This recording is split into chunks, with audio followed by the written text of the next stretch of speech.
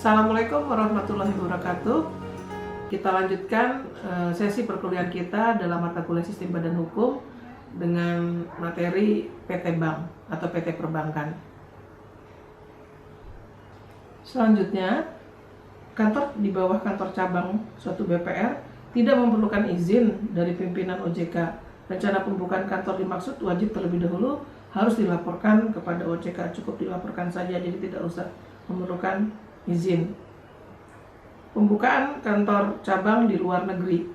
Pembukaan kantor cabang di luar negeri atau kantor cabang pembantu atau kantor dari perwakilan dari suatu bank yang berada di luar negeri hanya dapat dilakukan melalui izin pimpinan OJK. Bank yang berkedudukan di luar negeri adalah bank yang didirikan berdasarkan hukum asing dan berkantor pusat di luar negeri. Dengan demikian, bank yang bersangkutan tunduk pada hukum di tempat bank tersebut didirikan. Misal yang kita kenal Citibank, contohnya Citibank itu dia tunduk pada hukum negara bagian New York. Dia ada di Indonesia, tidak berdasarkan dan tunduk pada ketentuan kegiatan usaha perbankan yang ada di Indonesia, tetapi tunduk pada ketentuan negara bagian New York. Begitupun dengan bank-bank asing lain yang dia semuanya aturannya adalah tunduk pada di mana tempat bank itu didirikan. Untuk pembukaan kantor di bawah kantor cabang pembantu dari bank yang berkedudukan di luar negeri, wajib dilaporkan juga kembali kepada OJK. Bentuk suatu badan hukum bank itu pasal 21 dalam Undang-Undang Nomor 10 Tahun 98 yang mengaturnya, bahwa di situ dalam kegiatan usaha bank harus jelas sehingga diperoleh ketegasan yang terkait dengan kekayaan yang harus terpisah dan pengesahan pendiriannya dan pengurus yang berwenang untuk mewakili bank. Tentunya ini kalau sudah bicara kegiatan usaha yang menjalankan siapa, biasanya bentuk badan hukum bank itu diatur dalam pasal 21. Yang pertama, bentuk badan hukum bank pasal 21 Undang-Undang 1098. Tentunya yang pertama bentuknya adalah perseroan terbatas. Makanya tadi saya katakan dia harus mempunyai kekayaan yang terpisah. Yang kedua, bentuknya boleh koperasi. Pokoknya semua harus berbadan hukum, ya. Pertama PT, kedua koperasi, dan ketiga perusahaan daerah atau BUMD. BUMD sekarang tunduk pada PP nomor 54 tahun 2017. Bentuk badan hukum BPR dapat berupa perusahaan daerah, ya, bisa koperasi, bisa perseroan terbatas, atau bentuk-bentuk lain yang ditetapkan dengan peraturan pemerintah seperti BUMD itu kan ditetapkan dengan PP, ya.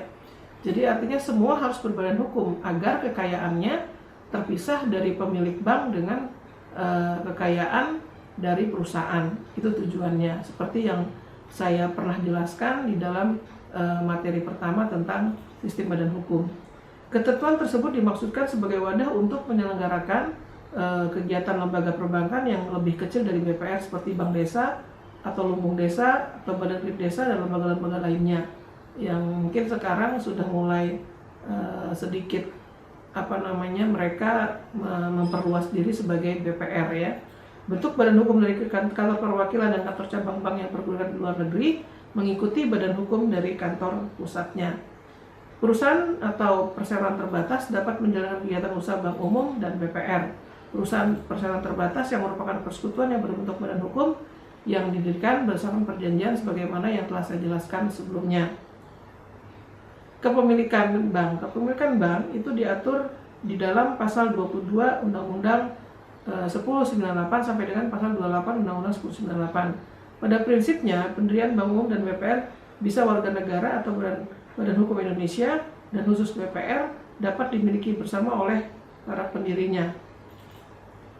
Sedangkan sumber dana yang digunakan dalam rangka kepemilikan bank umum tidak boleh berasal dari pinjaman atau fasilitas pembiayaan dalam bentuk apapun dari bank umum dan atau pihak lain di Indonesia dan tidak berasal dari dan tujuan untuk pencucian uang atau money laundering atau berasal dari sumber yang diharamkan menurut prinsip syariah, ya. Sumber yang diharamkan prinsip syariah itu apa? Misalnya dia mau mendirikan bank syariah tapi modalnya dari bank umum, artinya sebenarnya itu tidak dibenarkan. Tetapi sekarang semua rata-rata pendirian bank syariah sebagian besar modalnya dari kantor induknya, yaitu dari bank umum.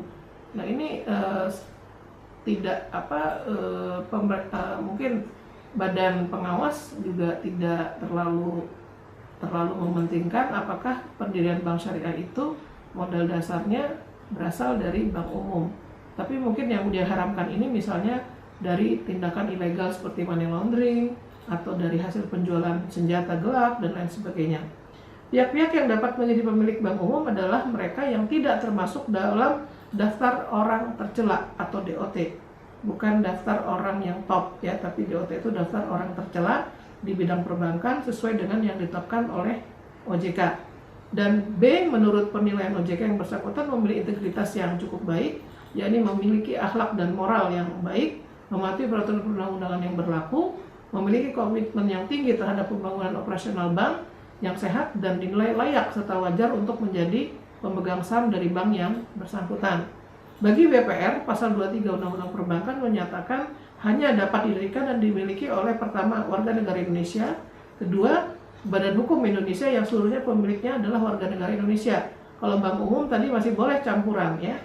Yang ketiga, pemerintah daerah atau dapat dimiliki bersama di antara WNI, badan hukum Indonesia dan atau pemerintah daerah. Artinya skupnya adalah Indonesia kalau BPR ya.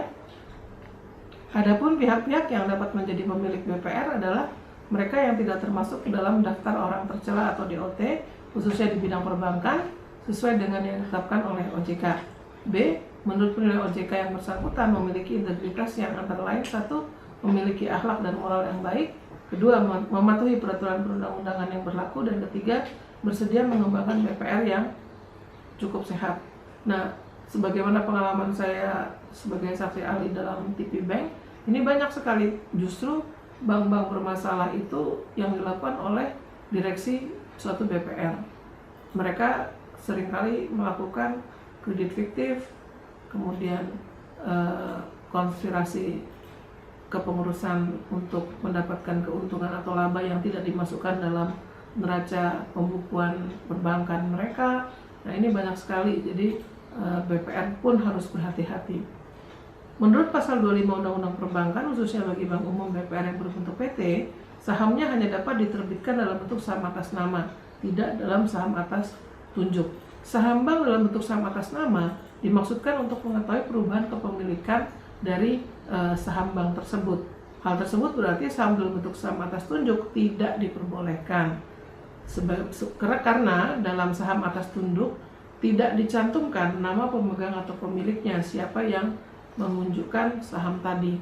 Saham tersebut dianggap sebagai pemegang atau pemiliknya sehingga menimbulkan kesulitan untuk mengetahui perubahan kepemilikan dari saham bank yang bersangkutan. Oleh karena itu harus saham atas nama sehingga diketahui siapa kepemilikan dari bank tersebut. Wassalamualaikum warahmatullahi wabarakatuh. Semoga dengan apa yang saya paparkan tadi materinya dapat dipahami dan dimengerti. Kita lanjutkan nanti, mungkin ada tutorial dengan by Zoom. Semoga tugas-tugas yang saya berikan dapat dijawab dengan baik dan tidak copy paste dengan teman-temannya. Terima kasih. Assalamualaikum warahmatullahi wabarakatuh.